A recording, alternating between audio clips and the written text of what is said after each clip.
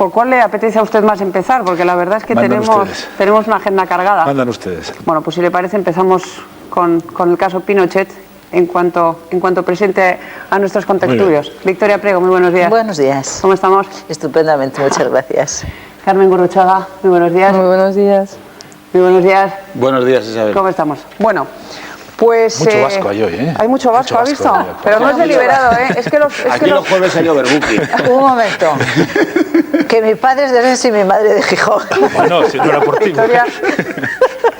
No, es que aquí hay que defender, no hay que defender la cosa esta de la identidad. Pero ha dicho mucho vasco, no todos vascos. No, se ha dicho mucho vasco, ¿no? Que son 1, 2, 3. Y el adoptivo. Yo he estado 10 años. En régimen de Yo he Teruel. estado 10 años, yo soy aragonés. Aragonés de Teruel, pero he estado 10 años en Por los Bilbao. años que estuvo en el País Vasco. Juan Alberto es de las pocas personas que yo conozco de Teruel, porque Teruel es un sitio que existe, pero casi nadie es de Teruel. Pues hay personas muy importantes que son de Teruel. Los amantes, sin ir más lejos. Luis Buñuel, por ejemplo.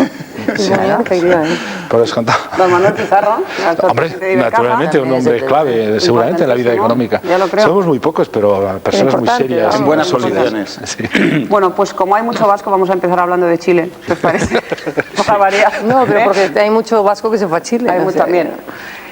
Sí. Parece que se da vía libre a la extradición del general Pinochet y parece que puede ser posible que nos lo manden. Todavía hay algún trámite por Sí, completar. su comentario inicial me parece un poco optimista, porque da por supuesto que las cosas van a terminar bien. Es verdad que esta es una historia en que siempre nos parece que se va a estropear y no se estropea, y paso a paso va avanzando en un sentido positivo, ¿no? Pero pese a todo hay que tener un poco de precaución aún, porque en términos reales lo único que se ha dicho es que los tribunales tienen la posibilidad de examinar el fondo de la petición. Eso es lo que empezamos. sí, ¿Cómo? es decir, que los tribunales de justicia británicos ya tienen autorización para examinar el fondo de la petición de extradición, es decir, si se dan o no las circunstancias que justifican que se conceda la extradición del general Pinochet. Hasta ahora solo se han resuelto dos cosas, ambas importantes: una, que no tiene inmunidad el dictador, y dos, que no hay control político que impida a los tribunales empezar a examinar. O sea, que son dos pasos fundamentales, ¿eh? No pretendo disminuir su importancia, sino decir que ahora empieza un proceso judicial largo y complejo. Yo tengo una duda. En el supuesto de que nos lo manden, de que los tribunales británicos sigan en la trayectoria que llevan y den vía libre y nos lo manden, ¿qué hacemos con él hasta que se juzgue efectivamente? Porque por lo que yo tengo entendido, aquí los sumarios se tardan en instruir un montón de tiempo y hasta que esté todo visto y revisado pasarán un montón de meses. ¿Qué hacemos con Pinochet mientras tanto? Alojarlo, Bueno. pero alojarlo. ¿Nosotros? Claro. Pero como decía, pero No sé, yo por eso le pregunto a don Juan Alberto, ¿qué hacemos con él si nos lo mandan? Yo estoy convencido de que, aunque en ocasiones la justicia española no da ejemplos de rapidez y de celeridad, creo que en un caso de este, digo a veces no da ejemplos de Nunca da celeridad. ejemplos de eso. Hombre, no, tampoco se puede exagerar. Hay asuntos juzgando judiciales, por ejemplo, el asesino de Granada. de Orantes, de la mujer se ha hecho en menos de un año, afortunadamente, menos de un aquí era año. con jurado y con todo el proceso de complejidad de designación de jurado, o sea que tampoco hay que exagerar, pero efectivamente en demasiadas ocasiones las cosas se hacen mal y tarde, ¿no? Espero que este no sea uno de esos casos. En todos los supuestos es evidente que si se concediera la extradición, el juez o el tribunal correspondiente decidiría si debe estar en prisión o no. Y en caso de estar en prisión, en qué tipo de prisión y en qué régimen penitenciario. Perdón que le interrumpe otra vez. Es que si viene ya juzgado, ¿eh? Eso hay que tenerlo en cuenta. No. Vendría para ser Viene para ser juzgado aquí. Si lo que examinan los británicos es la cosa, pues en principio, si no se modifica la situación, ingresarlo en una prisión. Ingresar En una en prisión. prisión. Con la edad que Esto tiene, es sí. importante. O sea, si Pinochet viene aquí, entraría en Lo prisión. lógico es un ingreso en prisión. A pesar de que tiene más de 75 años. Sí, eso es un Y buen que luego motivo. no puede ser encarcelado. No, si no es que no pueda, es que, digamos, no es aconsejable. A partir de determinada edad se suele conceder de manera automática el tercer grado. Es decir, que podría ocurrir que estuvieran, por ejemplo, como Amedio Domínguez, para poner un caso que conozca toda la audiencia. Es decir, que habría la posibilidad de que se les dejara en una situación de tercer grado, vigilada, custodiada. Pero si no en viene principio juzgado, no hay obligación legal de que no esté en prisión. Eso a veces se dice por la edad. ¿Y de pero quién no sé. depende Si no esa viene juzgado, decisión? no se le Pues podría básicamente hacer del juzgado de vigilancia penitenciaria, del juez de instrucción y del juzgado de vigilancia Que si penitenciaria. no viene juzgado no se le podría conceder el tercer grado, tendría que ser otra, pero no tercer grado, porque el tercer grado es para los juzgados. Efectivamente, técnicamente tienes toda la razón. Yo Pero lo decía para intentar que los oyentes nos entendieran, que no esté en prisión, sino en una Sería situación libertad distinta, provisional. Bueno, vamos. vigilada, bajo control de alguna naturaleza. mientras fuera juzgado. Es decir, que, Y si es condenado, podría ingresar en prisión. No Esa tiene, es la la, edad. no tiene la sensación de que Lo que en ocurre este es que proceso... no suele ocurrir así. pero hay casos que sí. Ha habido casos, por ejemplo, de asesinato, que a pesar de ser muy mayor, se ha considerado oportuno que se mantuviera en prisión un tiempo.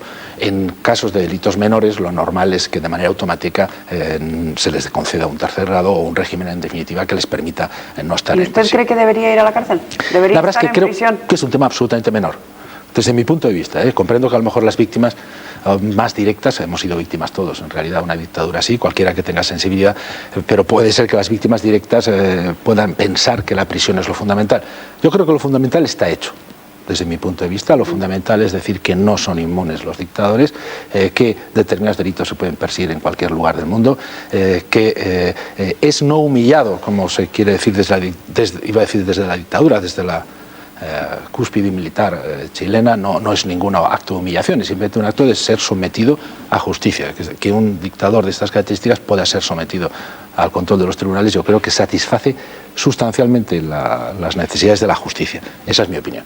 No me parece que el ingreso... Las víctimas también, porque la hija el ingreso en prisión sería un Prats... tema complementario que incluso podría provocar efectos de poco menos convertirse en una víctima, ¿no? ¿Pero por qué estamos tan escépticos con este asunto? Es decir, yo el primer... Porque parece un milagro todo. Sí, a mí en principio me parecía imposible que le pudieran retener en Londres, después que los lores pudieran decidir, y al final han decidido.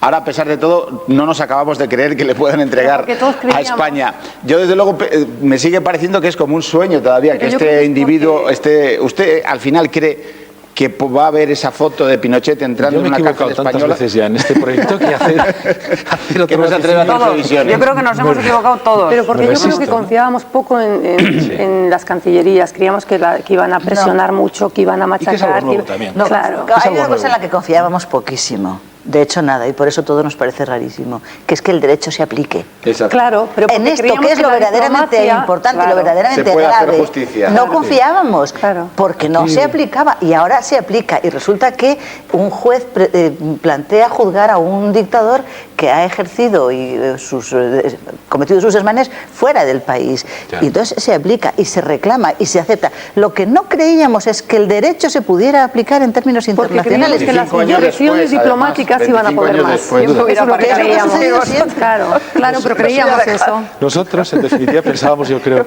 aparcar el que el coche. realismo lo representaba, digamos, Fungariño, el señor Cardenal, que eso es lo que pasa toda la vida. Bueno, Fungariño sigue sin dimitir, por cierto. Que va a dimitir, eso está claro, cumple Pero otros sí, servicios. pero, señor Pensábamos Bello, todos que esos representaban lo realista. No lo justo, porque Oiga, que fueran señor, abogado defensor lo de toda la Pinochet, vida, lo de toda la vida. O sea, lo de toda la no nos vida, engañemos. la no realización del derecho, efectivamente. Lo de toda la vida. Porque Había esa es la precedentes. clave, es que es nuevo. Es que esto es lo nuevo. Esto es lo nuevo. Y digo, ¿y no Eso es así. sería más lógico que lo juzgaran en Chile, los chilenos? Si se pudiera, sí. Yo pienso que lo ideal no sería ni Chile ni España. Mi opinión personal es que lo ideal sería que de una vez se constituya ese Tribunal Penal Internacional, porque la solución de los tribunales ad hoc, como los de la antigua Yugoslavia, tampoco es la mejor, ni la que es más acorde con las tradiciones del derecho, que debe tener unas garantías, un tribunal preestablecido. En fin, lo ideal sería que fuéramos de cabeza a ese Tribunal Penal Internacional. Y ojalá, entre otras muchas ventajas, esta noticia, que yo creo que además... con toda la prudencia, creo que va a ayudar a que se acelere la creación de un Tribunal Penal Internacional, porque el Presidido conjunto... por Garzón. Bueno, No, ya es veremos. que he Es que el leído una conjunto noticia hoy. de gobiernos empezará a comprender que le puede ser mucho más rentable sustraerse a la presión de otros gobiernos como consecuencia de la existencia de un Tribunal Penal Internacional, frente al que los correspondientes ministros de Exteriores no tienen por qué hacer visitas extraordinarias, ni tienen por qué aceptar la presión comercial de un país u otro por problemas de balanza de pagos, por problemas de contrataciones o suministros militares o cualquier otra cuestión del realismo. Por lo tanto, puede ser una buena apuesta para que el Tribunal Penal Internacional se ponga de una vez en pie. Ahora bien, que el Tribunal Penal Internacional juzgaría casos de aquí en adelante, es decir, no tendría efectos No, retroactivos. puede tenerlos en materia de genocidio, sí. Sería ¿Y este De caso delitos contra la humanidad, sí. En materia de genocidio, sí. No, yo me voy hoy, me voy a aparcar el coche. Decía José María Calleja, te puedes ir a aparcar y luego vuelves. Yo me voy. Sí, porque Os dejo. yo quería decir Soy que hoy completamente innecesaria hoy en esta mesa. hay una noticia hoy que es que el juez Garzón pide la presidencia de la Sala de lo Penal, que si la consigue dejaría el caso. ¿Usted se lo cree? Pues la verdad es que no tengo noticias y por lo tanto no lo sé. Efectivamente, Ciro García abandona la plaza para ir de nuevo al Supremo, como consecuencia además de un tema legislativo que, en fin, quizá no es el momento ahora tratarlo, pero si es así es lógico que aspire a ese cargo y lo plantee, no sería. Pues pongámonos a temblar, porque si abandona el caso Pinochet es que va a ir a por uno más grande. No, pero volviendo a si va de presidente de Sala, su actividad cambiaría sustancialmente. Ya saben ustedes que un presidente lo que hace es esperar que los asuntos lleguen. No, más bien justo lo que suele hacer Garzón, que se lanza más bien sobre los asuntos. Sí, por eso le preguntaba yo si se lo cree, cambiaría de porque parece profesión. un poco increíble que el señor Garzón se dedique a esperar a que le lleguen las cosas, ¿no? A lo mejor considera que ya después de un caso como este, pues que ya se ha realizado plenamente. Sí, por cierto, bromas aparte, no tiene la sensación, yo creo que... Yo no lo decía en broma. No sé por qué has dicho bromas. Yo creo que el tono es un poco de escepticismo por un lado y por otro lado decir, bueno, el juez Garzón en la que se ha metido. Pero lo cierto es que se está asociando la imagen de España a un país que hace valer los derechos humanos, que da lecciones, entre comillas, de democracia al mundo, que consigue que Gran Bretaña se tenga que mojar en un asunto de esta envergadura. En definitiva, coincidiendo con la Declaración de los Derechos Humanos y después de la conversación de Jack Straw con Isabel San Sebastián para que hiciera concentrar hoy, aprovechando su visita, lo cierto es que está teniendo una relevancia internacional importantísima, ¿no? Estuve en París en un coloquio que organizaba el Nouvel Observateur y en España sería raro como yo estuve defendiendo al señor Baltasar Garzón en un... Eso le iba yo a preguntar. Es noticia, pero claro, ustedes estaban en otra cosa. ¿Se han enmendado el juez Garzón a sus ojos con esta estaba actuación? comentando en medio en broma, pero es verdad que la imagen de la justicia en España en este momento se asocia positivamente a la figura del juez Garzón, y de hecho en un coloquio sobre el papel de los jueces que organizaba la Nouvel Observateur, pues me tocó responder a varias preguntas sobre el papel del señor Garzón y yo elogié, como hago también en España, por otro lado, la actuación en este concreto caso. Exclusivo. Exclusivo. Es que aquí hay una cosa, y es que este concreto caso era de otro juez hasta hace muy poco tiempo. García Castellón también era competencia. Sí, bueno, pero... Oye, si me permitís un segundito. Sí, pero breve, ¿eh? Eso está hecho. El lunes pasado estaba sentada ahí donde está usted, la presidenta de la Asociación de Víctimas del Terrorismo, Ana María Vidal Abarca, y ella se extrañaba de que en este país, en España, estemos hablando de procesar a Augusto Pinochet, esté procesado el general Augusto Pinochet y esté a punto de sentarse en el banquillo, mientras al mismo tiempo discutimos la puesta en libertad de más de 500 asesinos etarras por razones políticas, ¿no? Decía, hombre, a mí me parece contradictorio, me parece que si se aplica la justicia y la legalidad estrictamente en el caso de Pinochet, lo mismo tendría que ocurrir con estos 500 asesinos etarras, ¿no? Es que nadie, creo yo, puede sostener que a los etarras no se les debe procesar también y juzgar. Estamos en la fase de procesamiento y la verdad es que no creo que respecto de ningún etarra que hasta ahora no haya sido juzgado se sostenga por ninguna fuerza política que deba dejar de ser procesado. Sí, lo que se plantea, política sí lo sostiene. Bueno, pero eso es, aunque lo sostenga es ridículo, perdón por un calificativo tan fuerte, pero es simplemente ridículo porque no hay posibilidad legal. Habría que modificar la Constitución para eso. Un juicio se tiene que hacer, no cabe. Cualquier medida, incluso de carácter penitenciaria, o cualquier medida como eventuales indultos parciales, cualquier medida de cualquier orden, requiere como primer requisito que se juzgue. Sí. Por lo tanto, no hay en este momento contradicción. Lo que podría ser contradictorio es que después de un procesamiento, después de una eventual condena, pudieran tener un trato discriminatorio con relación a otros criminales, que yo espero que no sea así. ¿Usted, su foro interno, cree realmente que la gente de ETA que ha cometido asesinatos y que ahora está huida, que no ha sido detenida, algunos de los asesinatos más salvajes, por cierto, que esa gente va a ser realmente juzgada y condenada con la condena que merecen por esos hechos, o se les va a hacer la vista gorda? No, si vienen a España, yo creo que ningún tribunal le puede hacer la vista gorda, aunque un gobierno eventualmente lo deseara. Yo creo que no podrían. No podrían porque incurrirían en ilegalidad. Sí, pero es que últimamente en el 82 pasó. Probablemente porque en algunos casos se esperaría sin más a prescripción, o en otros casos el fiscal consideraría que no hay base material suficiente para la acusación. Y siempre se tiene que someter a unas reglas, a un procedimiento. Yo conozco personas que pasaron en el 82, y lo único que tuvieron que hacer es presentarse en la audiencia, pagar una fianza sobre los 6 millones de 82. Pero porque el fiscal estaría... Sí, pero porque el fiscal llegaría a la conclusión, y yo espero que ajustada a derecho, no tengo ninguna razón para pensar otra cosa, que no había elementos suficientes para dirigir la acusación contra esas personas. Sí, eso, pero técnicamente tiene que ser así. No puede ser de otro modo.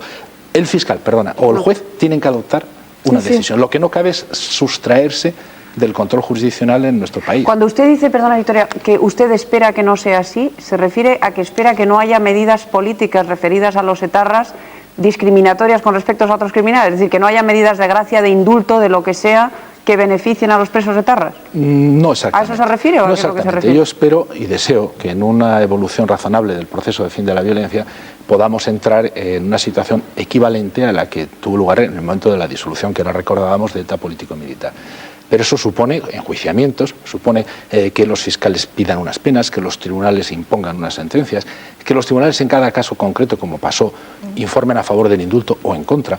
De hecho, todo el periodo de tiempo desde que se acabó ETA político-militar hasta que el último preso de ETA político-militar abandonó la prisión, pues tardó del orden, espero que no me equivoque, el orden de 7 o 8 años, el conjunto del proceso. Perdone que le interrumpa, señor. Y por lo tanto... Déjame un momento, no, es que tardaron más en salir, precisamente los que estaban en la cárcel que los que cruzaron la frontera, que eran los dirigentes. Entre otras cosas porque respecto de los dirigentes era más difícil, es así de injusta la vida, pero es así, era más difícil imputarles de manera directa la autoría de asesinatos o delitos de sangre, para emplear la expresión, con lo cual solamente estaban acusados de ser dirigentes de una banda terrorista que tiene una pena infinitamente inferior a la de un asesino. O sea, el probar que ese dirigente era el que ordenó el asesinato es lo que no se consideró en su día por el fiscal que fuera posible, y eso determinó penas mucho más bajas, ¿no? Pero en definitiva, el proceso, lo que no es imaginable, en mi opinión, es que de la noche a la mañana alguien diga todos a la calle. Eso ni es imaginable ni deseable. Las cosas deben hacerse a su ritmo. Está en la agenda de varios partidos políticos. Pues yo creo que, en mi opinión, se van a equivocar, porque es que las cosas no son así. No son así porque los jueces tienen que hacer su trabajo, los fiscales tienen que hacer su trabajo, y porque la opinión pública, y sobre todo las víctimas, necesitan un mínimo de respeto, un mínimo de sensatez, un mínimo de criterio a la hora de ir abordando paulativa y progresivamente las medidas que hay que adoptar. Que el horizonte final es lograr la reintegración de todos esos delincuentes a la vida ordinaria, es decir, a la vida política institucional, sí, pero ese objetivo solo se puede plantear, en mi opinión, a muy largo plazo y no de la noche a la ¿Muy mañana. largo plazo cuánto es? Hombre, no se pueden hacer precisiones, pero estoy convencido que hay concretos terroristas que no podrán estar en la calle en muchos años. En muchos años. Eso estoy convencido, porque además sería insensato decirles a la opinión pública y lanzarles a la opinión pública, este señor que es el que hizo tal y tal y tal y tal y tal. Eso yo creo que ningún gobierno sensato, cualquiera que sea su línea ideológica, lo podría aceptar. Bueno, señor Belloc, la opinión pública en este país ha demostrado ser extraordinariamente flexible. Y en este tema no mucho. Y en este tema, si desde luego se le plantea una renuncia definitiva a las armas y que la paz es un hecho, yo estoy convencida de que los españoles, tragando muchísimos sapos que se los van a tragar, se los tragarían, ¿eh? Yo tengo mis dudas, ¿eh? Fíjate, las encuestas y ahí nos está la contradicción que están dispuestos que tú has planteado. Concesiones políticas que trato privilegiado a los presos. Eso te dicen todos los controles más serios. Yo broma una historia, y es que los muertos de los polimilis murieron de gripe en este país porque no hay un solo polimili al que se le adjudique un delito de sangre, con lo cual los muertos de los polimilis debieron morir de cualquier cosa, pero no de un tiro en la nuca. Entonces ahí se hizo una trampa. No de los dirigentes, porque... No, de la gente que pasó del otro lado, Calleja, que no eran solo dirigentes. Los de abajo sí que estaban... Pero como ahora, los que estaban detenidos, pero los comandos que estaban en el otro lado, que dejaron de actuar porque se aplicaba... Los que se vinieron al final, cuando se disolvieron, no tuvieron acusación. Ni uno. Eran tiempos distintos. Lo que quiero decir es que la opinión pública traga eso.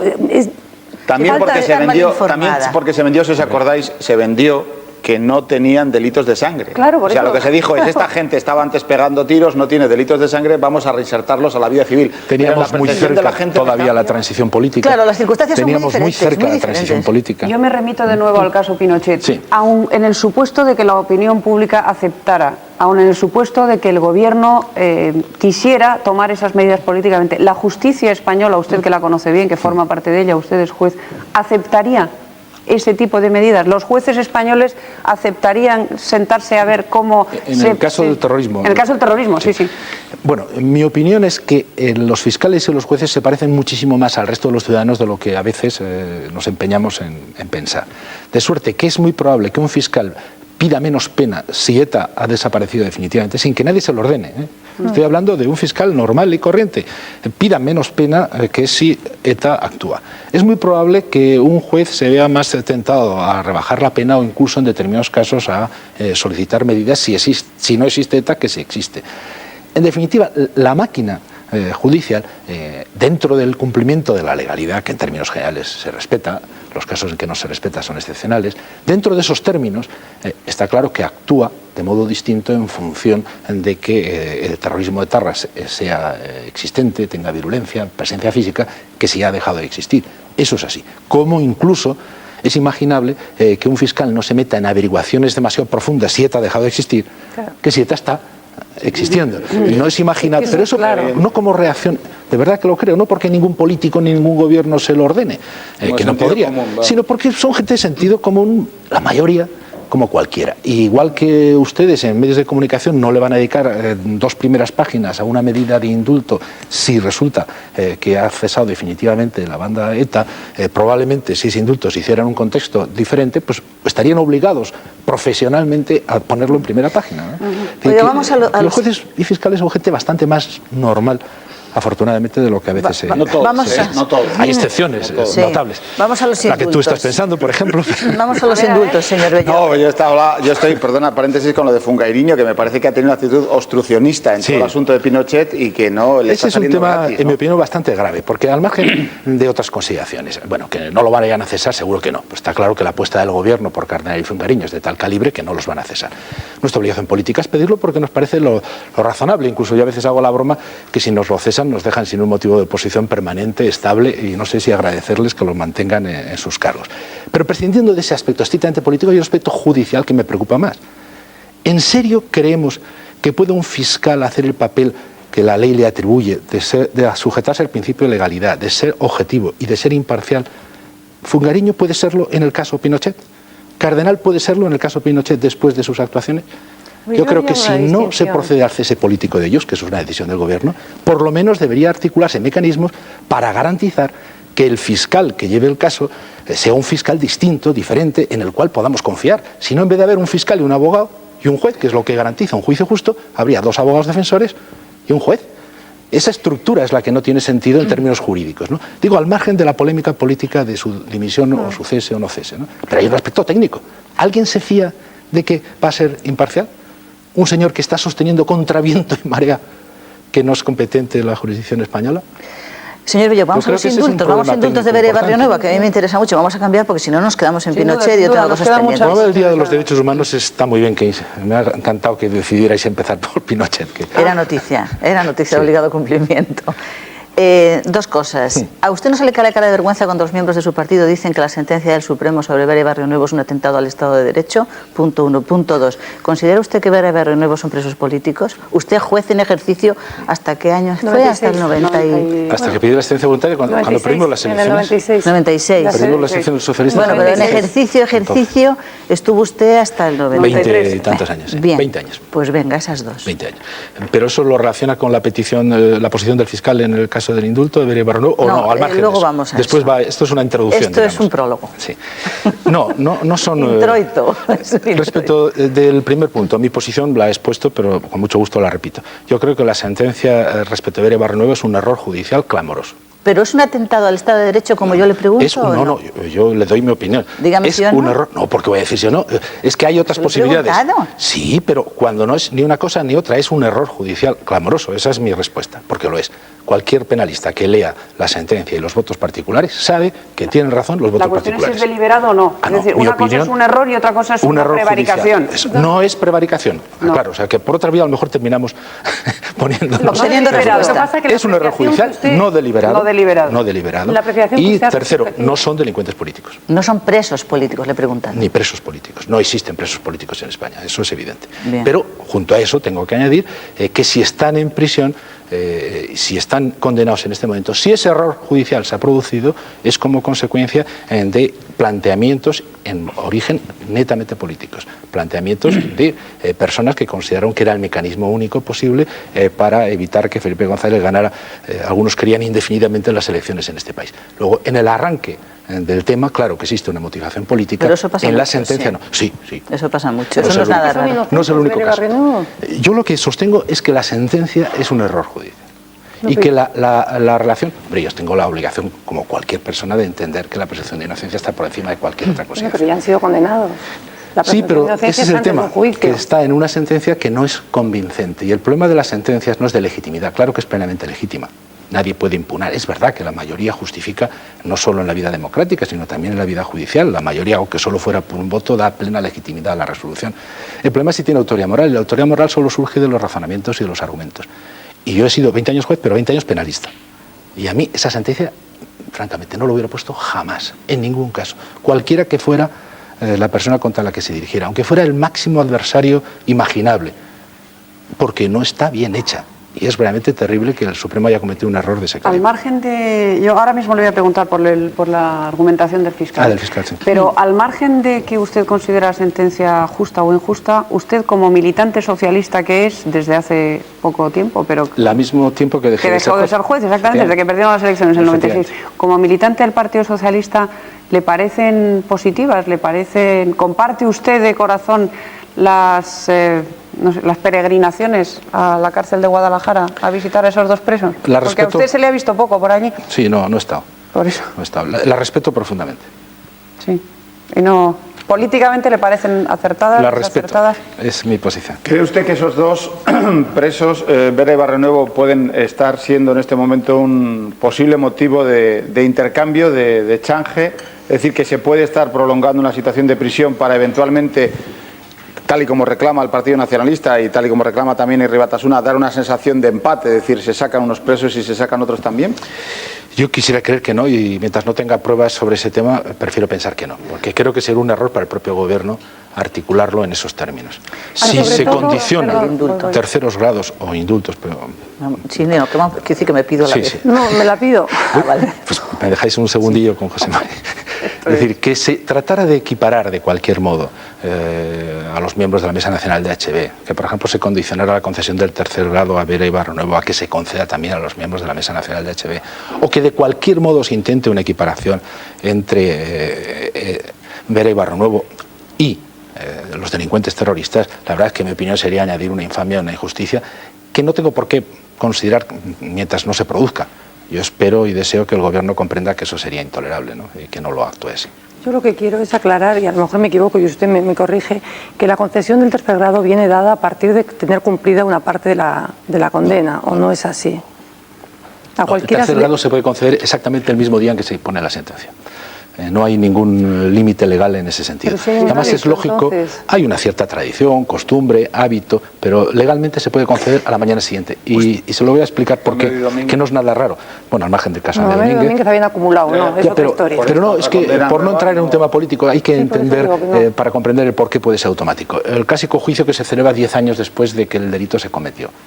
Y no me refiero ya a un caso polémico, sino a cualquier caso normal. Un señor que era drogadicto hacía 10 años, cometió un par de robos, después se casó, encontró trabajo. Y esto no es un caso normal, ocurre muchísimos todos los días en la vida de los tribunales. Si 10 años después le juzgas, tener un solo día en prisión, privándole del trabajo que tenga o privándole, sería un absurdo.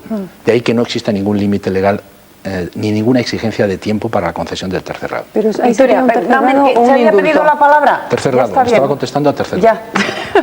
Victoria, No, es que ya que no me dejáis hablar, a mí dejaros hablar. Es que tengo otra vez, decir, es que yo le escucho al señor Bello, claro, y no puedo dejar de pensar, usted considera que Vera y Barrionuevo deben estar en libertad y que indultados, no pueden ser condenados. Supongo que usted considera que son inocentes.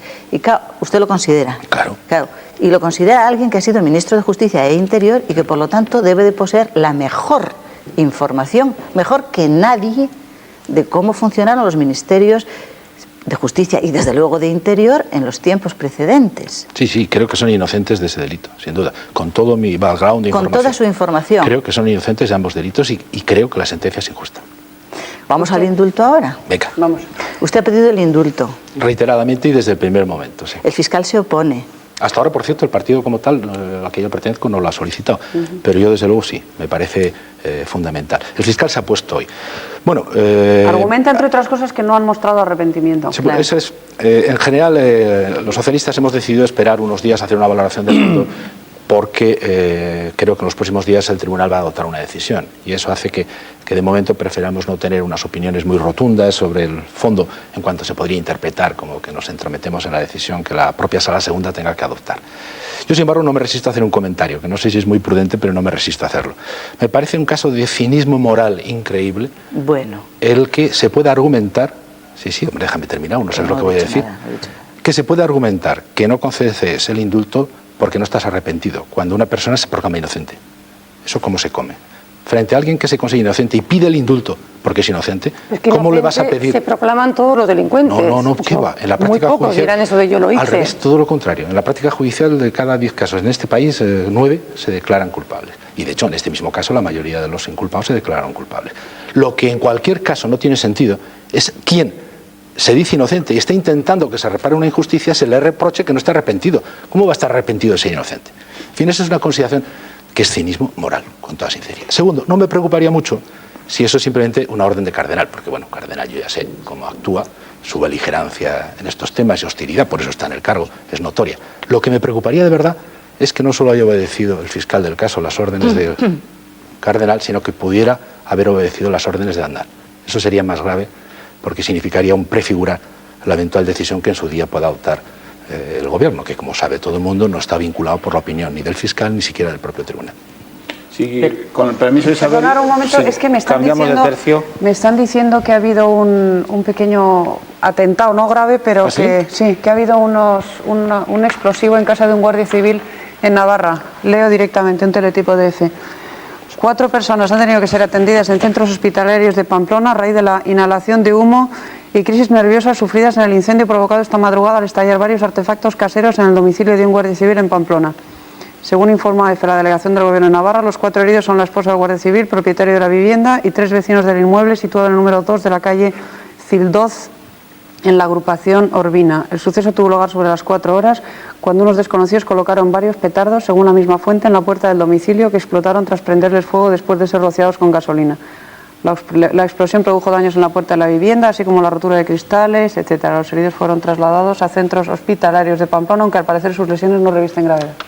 Es un poco pronto para hacer evaluaciones, pero desde luego si es artefacto casero es poco probable que sea un atentado de ETA. Un atentado de ETA, sí. Habría que pensar. Bueno, es un atentado. Claro, es un atentado de la violencia no es un atentado de ETA, pero es un que no ha parado. Efectivamente. Que no ha parado. Suena, con todas las proporciones no suena ETA, pero sí que suena. Claro, entonces es que este es uno de los problemas este es un problema que queda. Que había que comentar. O para la violencia callejera o si no la tregua, claro, porque si estos se escudan en que no, es que son ellos, pues no puede ser. Es que luego además hay un dato importante que yo creo que habría que subrayar, es decir, el grupo terrorista ha decidido que deja de matar, posiblemente porque era consciente de que si seguía matando eso iba a suponer una derrota del nacionalismo o de ellos policialmente, en cualquier caso como una asunción de sus limitaciones. Pero hay un terrorismo que yo me niego a llamar de baja intensidad, sobre todo porque para el que se muere le da igual que sea de baja, de media o de alta, que es el que se mantiene como una especie de llama, decir, señores, seguimos ahí.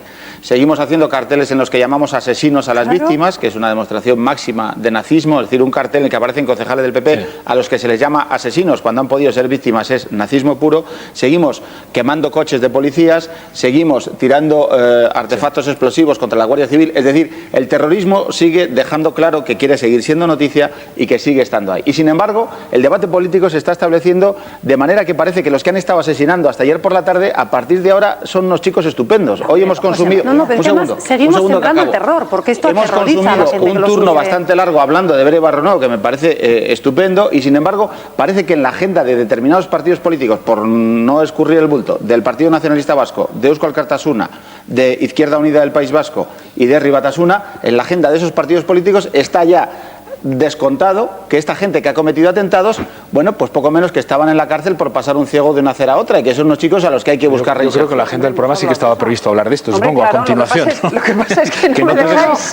Yo además le quería preguntar, señor Belloc, yo el otro día estuve en un debate en ETV el viernes a la noche, un debate bastante duro, y casi me quedé sola porque incluso el representante del PSE estaba a favor del acercamiento de los presos, creía que era un derecho que les correspondía, y la verdad es que me quedé un poco extrañada de que el Partido Socialista de Euskadi estuviera a favor de una serie de medidas que proponía el Pacto Estella. ¿Me permitís que antes de que contestéis haga una pequeña precisión en relación a este teletipo? Sí. Usted que conoce bien ETA, ¿usted cree que ETA está en condiciones de controlar a sus vándalos callejeros o no? Sí, porque, si quisiera, sí. Si quisiera, sí. Sin ninguna duda. O sea, que si son los vándalos callejeros de Jarray quienes si han el hecho PNV esto, es porque ETA consiente. Si el PNV exigiera firmemente Efectivamente. que dejara de ocurrir eso, dejaría de ocurrir eso. Pues eso sí que es una noticia. Esa ¿Usted está en condiciones de afirmar eso? Mi opinión, esto no son ciencias exactas, mi opinión política fundada es esa. ¿Y que en este momento, esto? pues hay que se está manteniendo una doble lectura, que hay que, por un lado, sostener, porque evidentemente, y eso estoy de acuerdo con lo que decía José Mari, realmente no le conviene al nacionalismo ni a sus reivindicaciones el mantenimiento de la línea tradicional de atentados, y sin embargo consideran que es necesario mantener un nivel de violencia constante como recordatorio, como mecanismo de presión para el logro de sus objetivos, y que eso es una estrategia de doble vía, pero que en este momento tolera también el nacionalismo democrático. Es que ahí está la cosa. Ahí está la manera de presionar para obtener, por ejemplo, que se acerque a los presos. Bueno, vamos a ver, el tema de los presos, y entro un poco, si le parece, en la propia pregunta. El tema de los presos, hay un tema previo, desde mi punto de vista, bastante claro. La posición de los socialistas es finalmente que apoyaremos al gobierno de la nación, resumidamente. Cuando tenemos una discrepancia, pues la discutimos con el Ministerio del Interior, que es el responsable de estos temas, e intentamos manifestar nuestro punto de vista. A veces lo hemos llevado al Parlamento, al Congreso de los Diputados, y de hecho logramos un acuerdo de todas las fuerzas políticas para decir que la política penitenciaria debería estar al servicio del fin de la violencia. No de la obtención de la paz, expresión que rechazo siempre, sino al servicio del fin de la violencia. Esa es nuestra posición. Desde esa óptica, al Gobierno le comentamos: no convendría que la pena deje de ser lo que es, y por lo tanto, si individualmente hay algún caso aislado en que el diagnóstico penitenciario aconseja una medida cualquiera de tipo penitenciario, la aproximación u otra hágase. Pero en cualquier caso, nuestra estrategia es subordinarla a la estrategia del Gobierno en materia de política antiterrorista. Ese es nuestro criterio y lo vamos a continuar, sin perjuicio de que compañeros concretos consideren que sería más práctico, más eficaz avanzar más en la línea de flexibilización de medidas. Pero en definitiva, nuestra tesis es que el Gobierno al final tiene más datos. Si el Gobierno entiende que debe ir a un determinado ritmo esa política individualizada de reinserción, hay que partir de la tesis de que el Gobierno tiene más información para hacerlo. Y esa es nuestra posición y no la vamos a modificar. Nos parece para nosotros fundamental dejar claro que en antiterrorismo, nos cueste lo que nos cueste, nosotros mantendremos siempre una política de lealtad con el Gobierno. ¿Y cómo enjuicia en ese sentido las declaraciones, participación en manifestaciones, etcétera, etcétera, de su ex secretaria de Estado, Margarita Robles, en tesis absolutamente contrarias a las que está expresando y muy próximas, por no decir coincidentes, con las del Partido Nacionalista Vasco? Es verdad que tenemos discrepancias en ese tema, evidentes y públicas y notorias, pero yo la respeto de verdad, no solo formalmente, sino intelectual y políticamente hablando.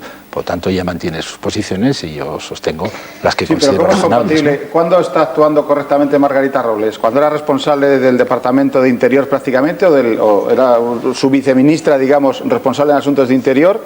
¿O ahora que está en una posición claramente en línea con el Partido Nacionalista Vasco y con alguna de las posturas de Rivera Tasuna? ¿En cuál de los dos momentos estaba Tengo que recordarte, José María, que en tiempos de Margarita Robles y de Juan Alberto Bello se dejó de pagar a Medo y a Domínguez. No, pero por eso pregunto, ¿en cuál de los dos momentos está actuando correctamente? Por ejemplo, hablando del tema de presos, de la época en que nosotros estuvimos al frente, aunque en este caso no era Margarita Robles la responsable directa, sino Paz Fernández Felgroso, lo cierto es que se aproximaron a prisiones vascas un número muy alto de presos, bastante más que en todo el periodo de este ministerio actual hasta el momento que cortó esa línea. Es decir, que el acercamiento de presos es una posición que, a ver si se entiende, que a todos nos gustaría que se pudieran aproximar más presos.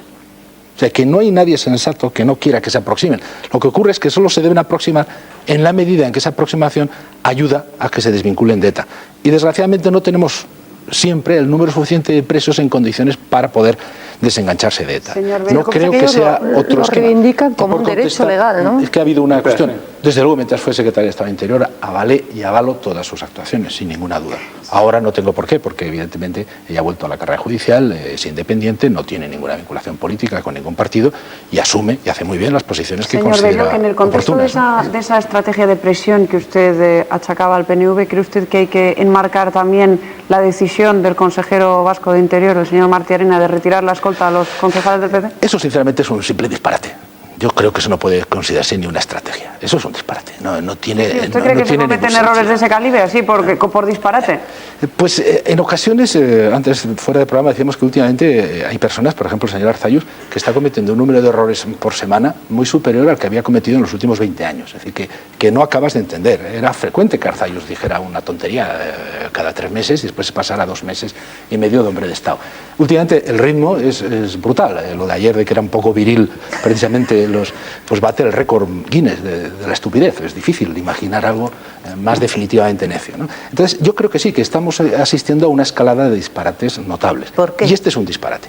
Yo creo Pero que es un disparate muy peligroso para el que lo sufre, ¿no? para todos. Porque, claro, ¿Por qué muy cree peligroso usted para que todos. estamos asistiendo a esa escalada? ¿Por qué cree usted? ¿Dónde están las razones políticas? Termino un poco esto sí. antes. Tenemos al señor Bello hoy. Que hoy realmente las preguntas se cruzan mucho, perdonad. No hemos hablado de Zabaleta todavía. Sí. Pero, en definitiva, desde el punto de vista de esa medida, es un disparate por muchas causas. Primero, porque da la impresión de que solamente sirve la escolta para evitar atentados mortales, lo cual, pues, la verdad es que no es cierto. De hecho, la escolta sí tiene sentido en muchos casos, es más para evitar otro tipo de atentados a la integridad distintos de los atentados mortales, en que el coche bomba, con escolta o sin escolta, es muy difícil evitar que se produzcan resultados trágicos. Por tanto, la escolta no tiene como finalidad evitar los atentados mortales, tiene como finalidad garantizar la seguridad y la integridad de personas que tienen derecho a ella frente a las presiones, las coacciones o las amenazas. Por tanto, los hechos subsisten. Segundo, esa confianza ciega en que ETA cumplirá sus compromisos es algo también curioso. Es decir, ¿y eso por qué? Ya lo hemos visto. ¿Qué es lo que les da esa confianza? ¿Que solo lo van a hacer a través de formas intermedias pero que pueden causar igualmente la muerte? Esa es la confianza que tienen. Tercero, ¿es que realmente se ha quitado el señor Martí Arenas su propia escolta o la lleva? Y no es demagogia, de verdad. Es que no es sensato. Es que no sería sensato que se la quitara, pero tampoco es sensato que se la quite a los miembros del Partido Popular que tengan amenazas o de cualquier otro partido. Por lo tanto, no le veo justificación. ¿Esto puede ser objeto de alguna iniciativa parlamentaria conjunta entre el PP y el PSOE en el Parlamento Vasco, por ejemplo? Pues la verdad es que eso lo tienen que decir mis compañeros, pero desde luego nuestra posición es clara de exigir que se vuelva a tener escolta a todos los cargos institucionales que sufren amenazas por parte de ETA. Esta es nuestra posición. Los suyos, porque también hay concejales del PSOE amenazados. Por descontado, por descontado. Y en general, un segundo, lo que me parece un disparate de todo es que se convierta en debate público el tema de la seguridad. Bueno, eso es una barbaridad. Eso es algo increíble. Fijas anuncie que todo el mundo ya sepa quién tiene escolta, quién no la tiene. ¿Y qué día se qué forma? ¿Y cuántas horas la tiene y cuántas horas no la tiene? Es una barbaridad. El clima de enloquecimiento que intentaba decir, ¿no? Es decir, que se están haciendo tonterías gordas. ¿Y por qué? Voy yo, claro. Que era tu pregunta de análisis. Bueno, eso como todo es muy, muy complicado, esas son opiniones puras y duras, ¿no? Pero vamos, mi opinión es que se han embarcado el nacionalismo en un viaje muy claro, en un viaje que es previo a Estella, que era el viaje que ha impedido que partidos de ámbito español puedan formar parte del gobierno vasco, y a cambio de ello había un producto muy bueno, como era el dejar de matar. A cambio de eso, yo creo que el nacionalismo democrático se ha embarcado en un viaje muy peligroso, que es asumir las tesis soberanistas de la propia ETA y HB, las tesis de autodeterminación. Han hecho un negocio consistente sustancialmente en, a cambio de dejar de matar los terroristas, de momento, por lo visto ya veremos, y por qué vías indirectas, a cambio de eso asumir las tesis de los terroristas. Eso es lo que está ocurriendo. Y a partir de ahí hay que sostenerla y sostenerla y no enmendarla, ¿no? A partir de ahí se está en una línea, creo yo, disparatada. Se podía haber cortado en la formación del gobierno vasco, se podía haber dicho hasta que hemos llegado, pero no, se ha optado porque tengan un gobierno cuya mayoría parlamentaria depende de ETA-HB. Esa es la realidad. Y esa realidad no la puedes enmascarar. ¿Por qué se meten en ese viaje? Realmente yo creo que porque llegaron a la conclusión, porque siempre hay que suponer la buena fe en todos, llegaron a la conclusión de que eso acabaría con el terrorismo definitivamente, que bueno, después ya tendremos tiempo después de reorientar a estos peligrosos izquierdistas. Yo creo que es una apuesta de fondo profundamente equivocada, porque cuando se interviene por parte del nacionalismo democrático, el mundo de ETA estaba ya listo para un proceso de liquidación sin costes políticos. Y quien les ha despertado la esperanza, en vano, de que puede tener un plus político de ventaja al fin de la violencia, quien les ha despertado de nuevo esa ilusión, entre comillas, ha sido el nacionalismo democrático y en particular el señor Arzayus, que es directo responsable de esta estrategia. Antes de que entremos en el caso Zabaleta, que quiero dejar unos minutos para entrar para hablar de ello, pero ante esta estrategia de aproximación del nacionalismo del PNV a Euskal Herritarrok, ¿se va a producir una estrategia de aproximación también entre el Partido Socialista de Euskadi y el Partido Popular con vistas a ayuntamientos, con vistas a diputaciones, con vistas al día siguiente a las próximas elecciones municipales? La verdad es que eso sí que es estrictamente del ámbito de autonomía de los socialistas vascos. Eso lo tienen que decidir ellos. Así como la política global penitenciaria antiterrorista, ¿no? Pero en la relativa del gobierno vasco, Madrid ha dicho mucho. Básicamente, aunque la gente pueda opinar otra cosa, lo han decidido los compañeros socialistas vascos. Y desde luego, la formación de posibles alianzas a nivel municipal será cuestión de ellos. Mi opinión, pero insisto que la decisión es de ellos, mi opinión es que cuanto antes deberíamos intentar evitar que haya en un lado los nacionalistas y en otro lado los no nacionalistas. Está cuanto antes. Ya, ¿eh? Por lo tanto, en la medida en que se pudiera reconstruir fórmulas de gobierno municipal o de otro tipo que reflejaran la pluralidad y no exclusivamente los nacionalistas o los no nacionalistas, dividir el mundo entre nacionalistas y no nacionalistas es un retroceso cultural evidente. Pues va por ahí el balón claramente. Desgraciadamente sí, pero si se hace será como consecuencia de que no haya más remedio. Yo espero que, igual que ahora han intentado mis compañeros vascos, han intentado formar parte del gobierno vasco para evitar eso, y no han podido porque no les han dejado, porque había un compromiso previo de Arzayus con ETA.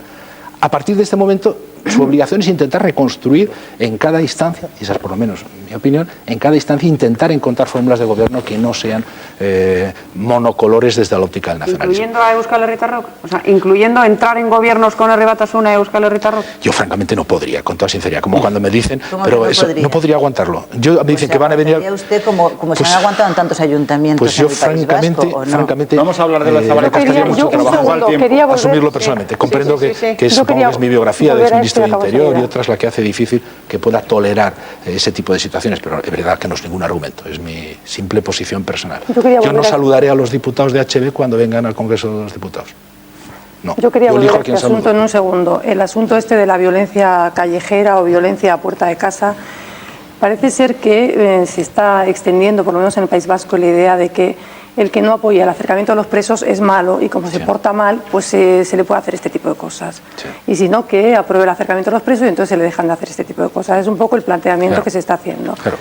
Entonces usted acaba de decir que el PNV podría parar esto pidiéndoselo exigiéndoselo a la izquierda abertzale. Exigiéndoselo. Considerándolo como condición, para ser más precisos, considerándolo como condición para seguir colaborando institucionalmente en cualquier ámbito. Lo que pasa es que la sensación es el único modo como podrían evitarlo. Es decir, lo que pasa es que la sensación es que estamos todos un poco en libertad vigilada. Si el gobierno es nacionalista, qué suerte que ha salido así porque ETA no pega tiros. Se acercan a los presos, qué suerte que ha salido así porque así ETA no pega tiros. Y al final tampoco harían esto. ¿Usted cree que el PNV está en condiciones de exigir algo en ese conglomerado que han montado? Sí, yo creo que sí. Yo creo que sí, porque la pieza estratégica clave del proceso es el PNV y el señor Arzayus. Es la pieza clave. En el momento mismo que el nacionalismo democrático quedara al margen del nacionalismo violento, el nacionalismo violento volvería a las catacumbas, que es donde estaba. También a pegar tiros. Y de donde lo sacaron. Por favor. Sí, vamos a ver. De donde lo sacaron. El asesinato de Aitor Zabaleta refleja evidentemente que hay una situación de violencia en la sociedad y bueno, aquí en Madrid ha habido varias personas que han sido asesinadas por arma blanca en el último año por incidentes de tráfico y asuntos, digamos, de fin de semana con alcohol. En cualquier caso, ha habido una reacción por parte de algunos partidos vascos que dicen que este asesinato de un joven es producto de un sentimiento antivasco que se debería haber atizado, al parecer, por alguna gente. ¿Qué opinión tiene usted de este análisis que se hace? Pues muchas, pero en fin. Una primera sería que aquí, cuando se produjo este asesinato, todos estuvimos de acuerdo en una cosa, en considerar que el asesino era un nazi execrable y miserable. Pues esos partidos que dicen estas cosas no opinan lo mismo cuando ETA mata a alguien. Opinan otra cosa, es un luchador. Esa es una pequeña diferencia de enfoque entre quienes tienen una actitud violenta, chulesca, de considerar que efectivamente, enlazando con lo anterior, se puede conseguir todo a través de la violencia y quienes solo creemos en las reglas, ¿no? Por tanto, se descalifican solos quien plantean las cosas así. Por otro lado, yo no creo, y lo estáis experimentando vosotros dos de manera directa, lo experimenté yo en cierto modo cuando vine de Bilbao hace muchos años, no creo de verdad que existan aquí en Madrid, ya no hablo de España, aquí en esta ciudad, no creo que exista un antivasquismo como actitud en prácticamente ningún lado. Lo que los chavales decían de vascos y ETA, ¿no? Reflejaba literalmente lo que es el sentimiento normal, no ya en la calle, sino en la vida profesional, no existe ese sentimiento. Hay más anticatalanismo que antivasquismo vivo en esta ciudad. Por lo menos es mi percepción, porque también estoy muy vinculado a Cataluña. Y desde luego, en modo alguno, un antivasquismo, ni desde luego tampoco un anticatalanismo generador de violencia. La violencia tiene sus propios cauces. Lo que sí que es verdad, creo yo, es que no hay que descuidar las eventuales provocaciones que desde la extrema derecha se verifiquen a lo largo de un proceso de fin de la violencia. Eso, que no tiene mucho que ver con esto, pero en fin, lo traigo a colación. Sí que hay que tener cuidado. Sí que hay que tener cuidado porque puede ser muy sencillo el poner piedras en el camino. ¿Cree usted? La extrema derecha va a provocar. La extrema derecha ve que tiene un horizonte de actuación. No, hoy tiene un horizonte de actuación, Victoria. A mí eso me preocupa. Un segundo. Hoy Jesús Gil, el presidente del Atlético de Madrid, en una radio, en una emisora, ha subrayado un hecho, que habían aparecido muchísimas pintadas de Inestrillas, del grupo de Inestrillas, en el estadio Vicente Calderón. Es verdad. ¿Comparte usted esa eventual hipótesis de que podría ser gente relacionada con este individuo que acabo de citar, los eventuales autores de ese crimen? Desde luego, yo si tuviera responsabilidades gubernativas, esa línea la investigaría prioritariamente a cualquier otra. Están investigándola en esa línea directamente desde ayer. Vamos. Esa es una línea evidente que hay que investigar, porque fijaros que es que la situación es muy complicada. Un trasfondo político, esa minoría, no sería una cuestión de violencia de tribus urbanas. Llamar política todo lo que hace la extrema derecha tiene un trasfondo político. No, pero es que no, es pero que no es una cosa, hinchas contra hinchas, una cosa digamos, es que haya que sido no es un puro incidente futbolístico. Un nazi lleno de alcohol el que le haya pegado el navajazo a este chaval ahí, y otra cosa es que sea una cosa vinculada al grupo de Inestrillas, a la extrema derecha. Eso sí que sería un asesinato político. La realidad suele ser, no digo este caso, pero suele un poco más mezclada. Puede ser que sea gente galvanizada en el fuego lento de la extrema derecha, en el clima ideológico y pasional de la extrema derecha, que después actúa, digamos, individualmente. Puede ser las dos cosas al mismo tiempo. Las cabezas rapadas el clima, son gente de extrema derecha. nacen en un clima de extrema violencia nazi, fascista, y después puede haber alguien que sobreactúa, que dirían los actores, o que lleva más allá del guión estricto la decisión. La línea de investigación iría... Pero yo investigaría la extrema derecha sin duda, porque es verdad que tienen delante un motivo aparentemente bueno desde su óptica para generar clientela. Cuidado, la integridad territorial, España, los que juegan con ella, es decir, pueden sacar del baúl el conjunto de material propagandístico que puede hacer funcionar una operación de extrema derecha. Eso ya lo hemos visto hace años, en la transición eso pasaba repetidamente, era sistemático, o sea que no es nada nuevo. Vamos a ver si es así, porque estamos hablando un poco... Pero hay que tener mucho cuidado. Estamos hablando un poco de antemano, pero si es así, es repetido, es decir, es la fórmula. Nunca, espero, se puede reproducir con la virulencia que tenía en aquel momento, que tenía grandes apoyos en todos ámbitos. En este momento la extrema derecha, afortunadamente, no tiene raíces muy profundas ni en las instituciones ni en la sociedad, por lo tanto nunca creo podrá tener caracteres tan el atentado de la calle Alcalá, por ejemplo, el atentado del bar Alcalá, ¿cómo se llama? Del Hotel Alcalá. Sí. Ese fue un atentado de la extrema derecha. Lo que hay que hacer es hacer votos porque los partidos democráticos y los españoles democráticos, que somos la inmensa mayoría, consigamos recuperar el control y no dejar que este tipo de salvajadas vuelvan a reproducirse ni aquí ni en ningún sitio. Se nos ha terminado el tiempo, se nos han quedado un montón de cuestiones para plantear a Juan Alberto Belloc, porque hoy era un día especialmente cargado, pero volverá, espero, ¿no? Cuando ustedes quieran. Volverá a estar con nosotros, y tendremos ocasión de preguntárselas. Voy a despedir a José Mari Calleja porque se me ha olvidado presentarle. Lo lamento, José Mari. Me he quedado con la idea de que se me había olvidado presentar a José Mari Calleja. Creía que te estaban despidiendo ya sin más. Sí, yo también digo, no pensaba que esto no dura tampoco. Como no le he podido presentar, que se me ha olvidado, le despido. Adiós, José Mari. Muchas gracias, Isabel. Jueves. Nosotros volveremos a estar mañana con un nuevo invitado, con una nueva invitada. Estará la alcaldesa de Zaragoza, Luisa Fernanda Rubí. Les esperamos, vuelvan a estar. Suena. Les esperamos mañana, que tengan ustedes un buen día, abríguense que hace mucho frío y acompáñenos mañana. Hasta pronto.